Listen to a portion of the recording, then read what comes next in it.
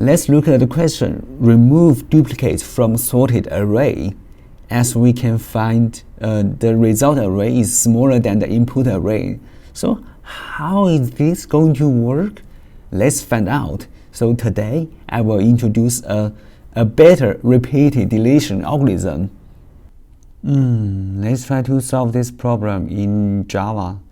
First, before the above the main method, we create a new method, public static int remove duplicates.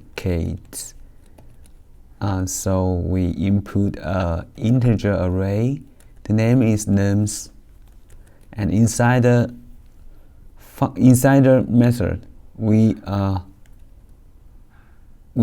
first initialize int length is length. So the initial length is simply the capacity, and we create a for loop to loop the element for int I is start from length -2, because we assume the last element is unique, so we start from the last second one, right? And then we stop until we meet 0, and decrement, and so inside it is so for each element, if it is same as the one after it, we just delete it. Use our deletion algorithm to remember for deleting from any index. If length at I is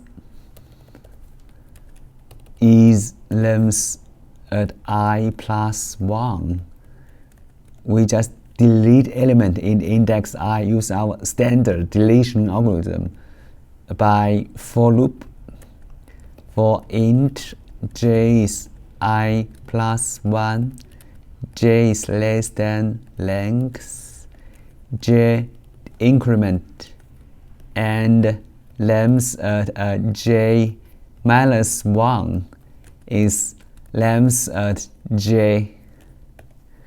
And so then we just reduce the length by decrement by 1, and then we return the length. So is that work? We don't know. We just put the input data into it. Int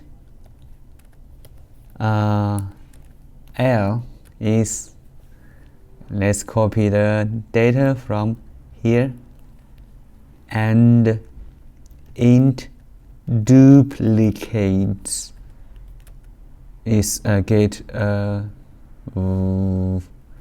method remove duplicates and air, and we can print them out. System.out.print line array to string, and L, and what print line, and here we go. We print the first 5 element is unique, and the last 5 is the duplicate one. We can system.out.print line duplicates. So now we know the number. The unique number is 5. So we are done. And so let's analyze its complexity. It is actually an in-place algorithm, because it don't requires any extra space, so it is space complexity just O of 1. And however, the time complexity is not flash. It is O of n squared. This is because we are nesting two for loop here. So that's too much for a time. We want to get the algorithm down to an over time complexity. If we don't try to do this in place, then it is straightforward. We could simply iterate through the array, adding all unique elements to a new array. Seeing as the input array is sorted, we can easily identify all unique elements as they are the first element and then any element that is different to the one before it.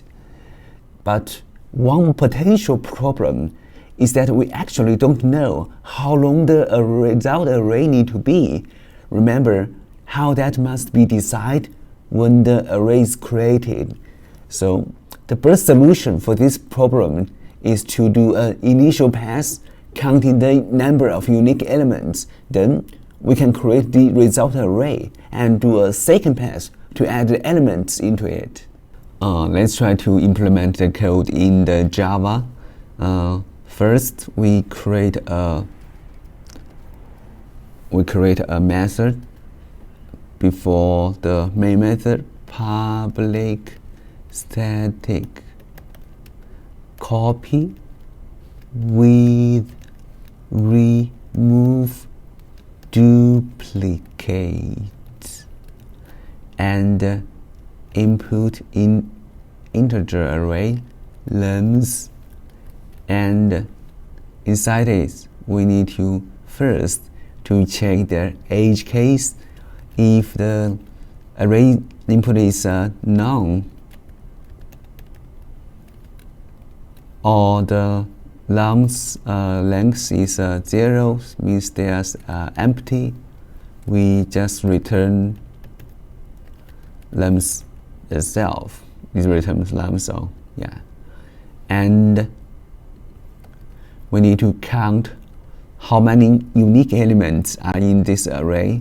So we need to declare a variable int unique numbers initial to 0, and to count the array we need to use the for loop to accumulate it. For int I start from 0 and I less than nums dot length and I plus plus. So it's looped inside the length. So this should be counting the unique if the first element appear in the array, or the unique first element is just it is different before the one before it.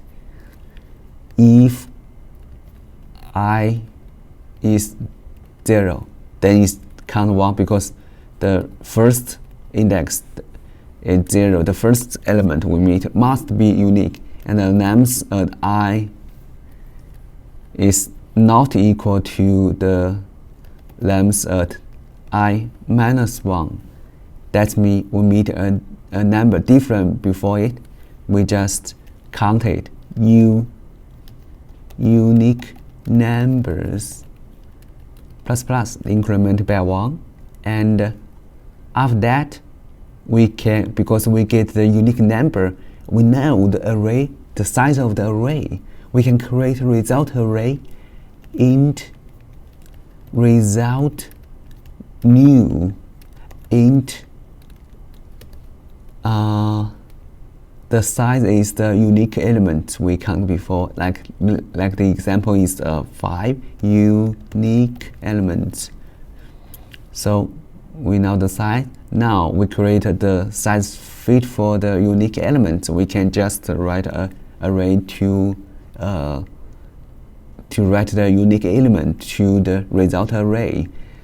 Like we can get the int position in result start from 0, and for int I start from 0, I less than length dot length I plus plus, and this is the same condition and as the previous one we read before, the previous loop, except this time we can directly write each unique element into the result array. Instead we just counting them, right?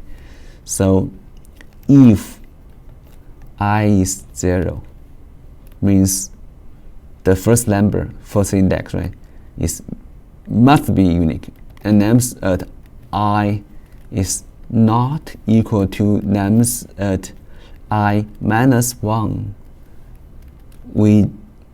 then it is a unique number, so we need to write in result position in result. So this is the position we want to write in and get the number of the names at I, and the position in result is increment by 1, and after that we return the result.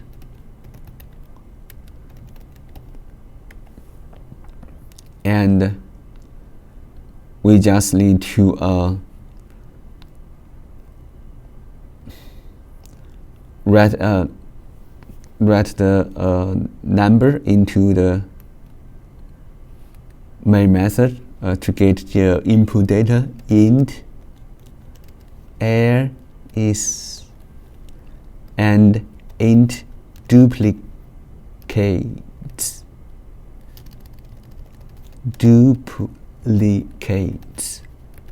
Just copy with remove duplicates air and system.out println array to string air and system.out.println duplicate.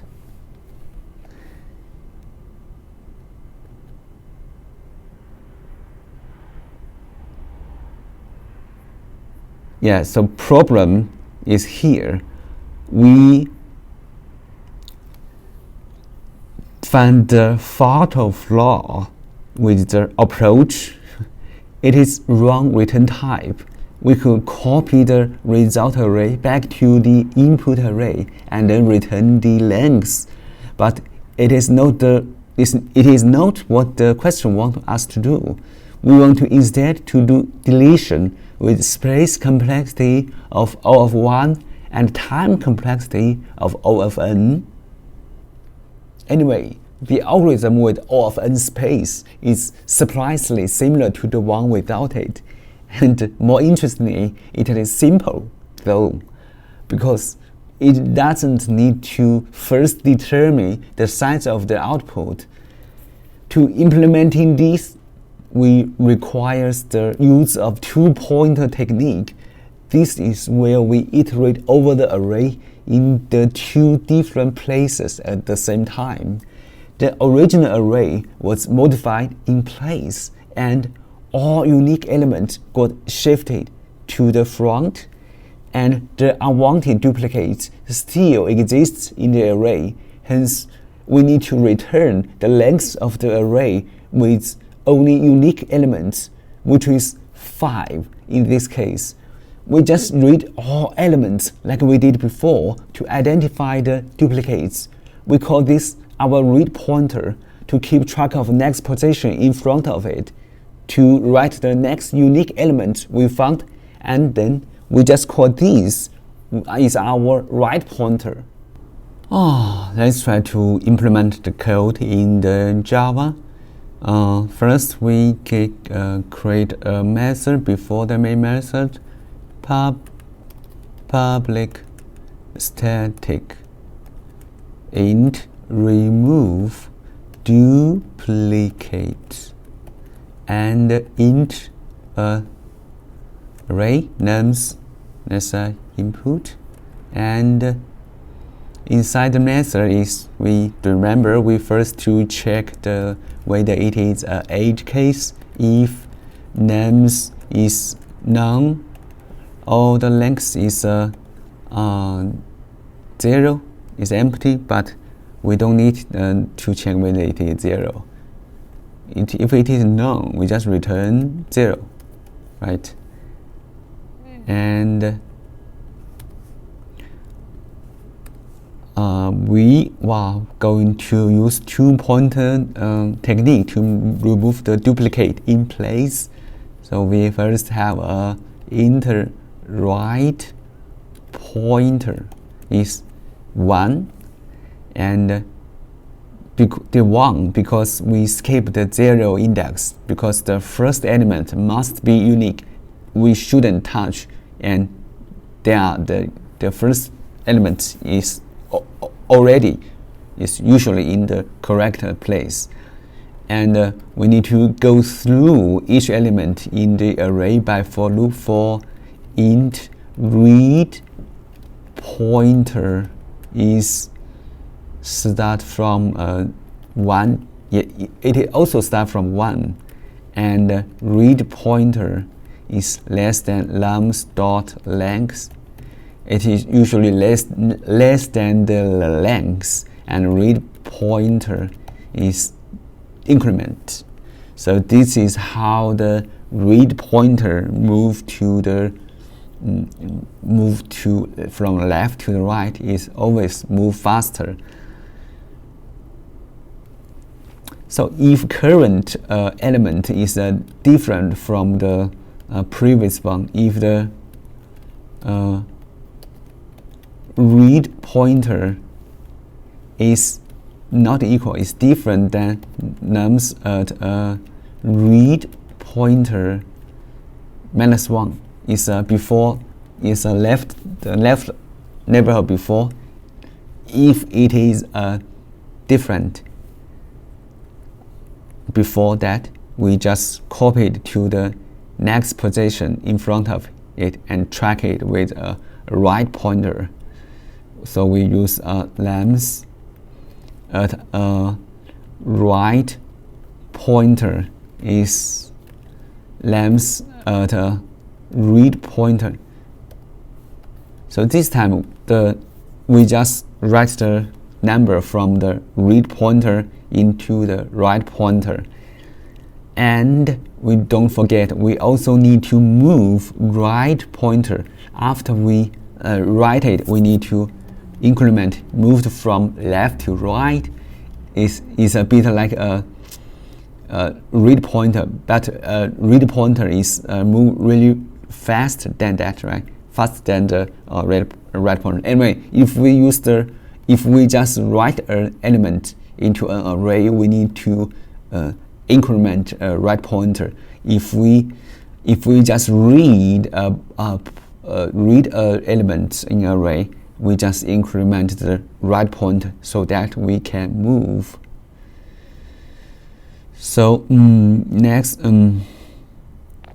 so that we can move, and then we can move to the next element. They can start from a new place next to it to write down our new element. And then we just need to return what? It has a right pointer. So it is coincidentally the right pointer is it is value is because it is a index, and it's really like a count how many unique elements. And so we just need to print a test case like int l is we get the input value from here, and int duplicate